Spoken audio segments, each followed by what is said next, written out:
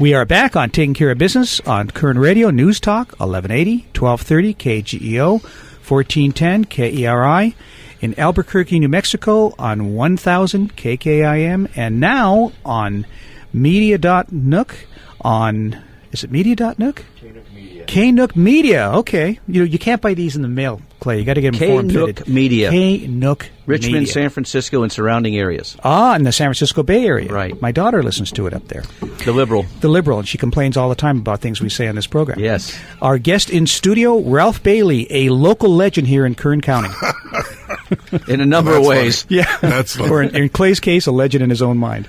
Anyway, so, hey, something I didn't realize until I was looking up your bio, you're a 3-time Kern Press Club Award winner. Tell me about that. They used to include radio. Really? They don't do it anymore. I don't know. It's because I kept winning the thing. Yeah, and they figured, it's useless now. I don't know, but they... That's called massive self-respect. Here's the reality. TV and print look down on radio.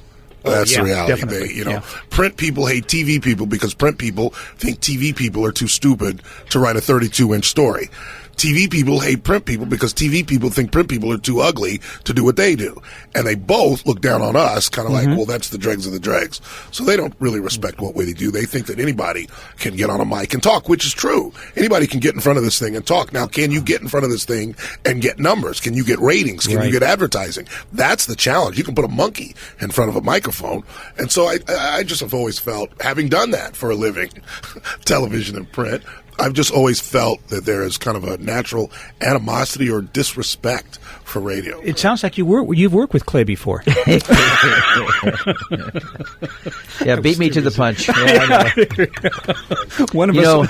I was listening to you the other day, and you were really ranting and raving about some animal control lady in town. Yes, Miss Schuler. For whatever reason, we can't get her on the program. We tried recently with what's going on. They're trying to figure out what they're going to do with this $250,000. They finally decided yesterday to come up with a subcommittee.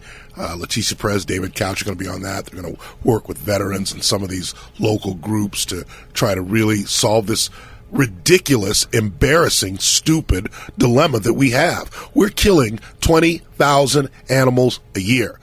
It's so ridiculous that I once got into a fight with a friend over it because he didn't believe me. I said, and we were sitting there arguing with a computer in front of us, and I said, wait a minute, let me show you. And I pulled up a Californian article that said, 19,780 whatever animals. We're killing 60, 70 animals a day. I mean, how do we find people to do that for a living? That, today, you go with your coffee, it's 9 o'clock, you're going to work, and you're going to kill 60 animals today. Let's go kill some animals. Yeah, I just don't get it. So it is a huge problem, and I just believe that when you're a player, when you accept taxpayer money, when you spend taxpayer money, you have a responsibility to respond to those taxpayers' money. Now, you own a restaurant, Clay, and a mafioso is killed in your restaurant, and I want to get you on the show, and I want to hear about this. And you say, no, Ralph, I don't want to talk about that. You don't have any responsibility to me. Right. That's your own separate business. You can do whatever you want. Exactly. I just have to say, oh, well, I'd like to have you on, Clay, but if you don't want to, but if you work for the county, if you work for us, if you work for the people, you have a duty. You have a responsibility, not to come on Ralph Bailey's show, but any show that wants to get you on to respond and answer questions to the people who are essentially paying your salary. And it's not about, when I first got into radio, I used to get a little out of shape when people didn't want to do maybe you don't want to do my show. That's not what this is about. She has a responsibility and a duty to the citizens of this county to respond. How the Sam Hill are we going to stop killing 19,000 dogs and cats a year? It's insane. It's insane. Mm-hmm. It's embarrassing. And each one of us that lives in this community should not want to live in a county that does this kind of stupidity. We have never had a problem getting any legislators on this show. Neither have I. That's what made it so. Yeah. That's what made me blow up. I mean, if Alan Tandy can come on my show, this woman won't. I mean, come on. Well, I know you've had Gene on, you've had Shannon on. They get it. They get it. They understand their responsibility. Definitely. And so I was just shocked.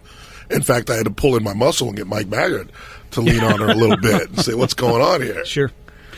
One of the questions I had for you, speaking about guests, I mean, our show is a little different than yours. I mean, you're perfect for what you're doing. I love what you do. You're entertaining. I really enjoy the show.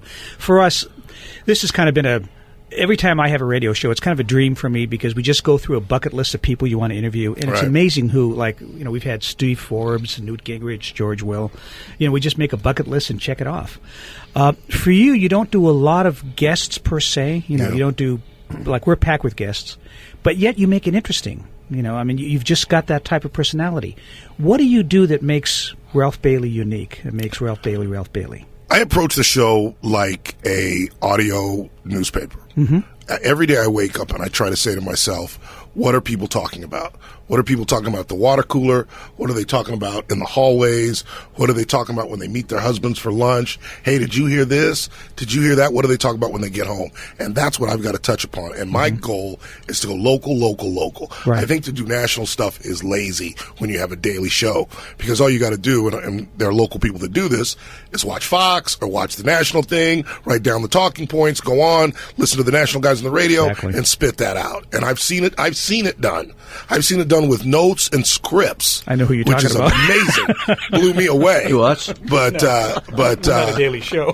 Yeah, but I just try to keep it as local as I can. I try to bring it, and we can do national stuff. We do national stories, but you make it local. You bring in the local sex offender expert if it's a national story out of Michigan. There aren't many national stories going on, but we've got a great connection in Washington with Kevin McCarthy, the Majority Whip, and so we just try to approach it. What's everybody talking about? Let's talk about what you're talking about, and I try to avoid. It's a two-edged sword. I try not to produce the show for Ralph Bailey, but at the same time, my audience is Ralph Bailey.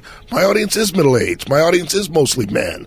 My audience is employed. My audience is engaged. They do read the newspaper and watch the news. So while I try not to produce the Ralph Bailey, I do try to produce Ralph Bailey at the same time. What am I interested in? Sure. And I've got my intellectual problems every now and again. We'll talk about the Kardashians every now and again. We'll talk about gossip and the stupid stuff. I mean, we all kind of like that weird news every now and again. But I think what drives the show is local stuff and just banging that every single day. And that's what, people want to hear about, Luigi's and Eureka's and what's going on California Avenue and boop. That's why it's hard for me to try to go syndicated, because if you're in Richmond, well, what's Luigi's? See, it's different, for us, because like for example, having you on, we're trying to expand our audience a little bit, but it's entertaining for people. It's got to be entertaining, and it's a little different. And what you do is just, you're perfect for what you do. Thank you. You're really, really good at it. We just try to have fun for local radio. Yeah, but I think if he was syndicated, he would change it. He would do a different kind of show. It wouldn't be the same kind of show at all. Yeah. Might not enjoy it as much. That's why I've been approached to be syndicated, and I've always said, let me dominate locally first. And when I feel like I'm dominating locally, then maybe we can take this thing out for a walk. Sure. We're trying to rebuild this thing. We're going to, as I said, we're getting some numbers back tomorrow. We're going to see how we're doing, and then we'll go from there. But right now, we're just trying to get our show up on its feet. Sure. We've got First Look with Scott Cox in the morning. It's doing really well, and we're just trying to lift this thing up and get it up on its feet, man. Sure. Yeah, get the station really back to where it was. Exactly. So, this station used to be the leading station, and I think you're right. It is on the comeback. Yeah, I think so. Well, we were across the street, and we were able to kind of reverse that.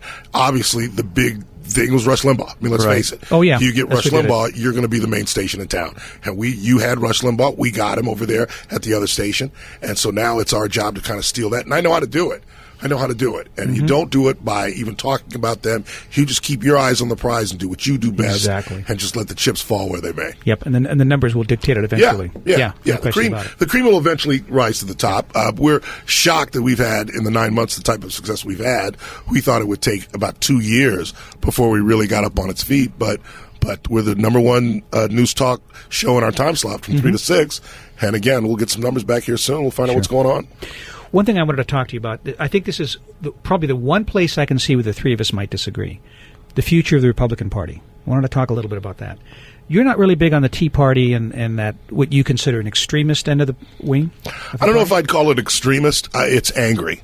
It's angry, and I get that. And whenever I talk about or to the Tea Party, group or folks, my listeners, many, I say, I get it. I get your anger. We got to let that go now. You know, Barack Obama is in the past. Right. Barack Obama is a lame duck president. We've got to keep our sights on Hillary Rodham Clinton. Yes. And we've got to do whatever we have to do to keep that woman out of the White House. And I think there are a group of Republicans who are poo-pooing or dismaying folks who may be able to win. People who don't pass the litmus test, all 10 answers. I think Chris Christie is one of those guys. I think numbers indicate Chris Christie can beat Hillary Rodham Clinton. But can Chris Christie win over the entire Republican Party? Well, is Chris Christie another Romney and McCain? That's the I don't think question. So. I don't think so. I don't think so. Romney was a flip-flopper. McCain was just a bad candidate. He was a senator. This guy is a governor, a proven winner as a governor. If you look at his numbers from his gubernatorial win, how he did with women, how he did with moderates, how he did with Democrats, this guy's the real deal. And I think he's probably, with my guy Jeb Bush down in Florida, I think the only two Republicans that can beat Hillary Clinton. Who I think you've got a winner there with Jeb Bush. Yeah, love it. 3 to 6, Monday through Friday, Ralph Bailey Show. Ralph, thank you for coming on. Thank you. It was fun, guys. Appreciate it. We'll see you in 167 hours on Taking Care of Business on Koerner Radio News Talk 1180.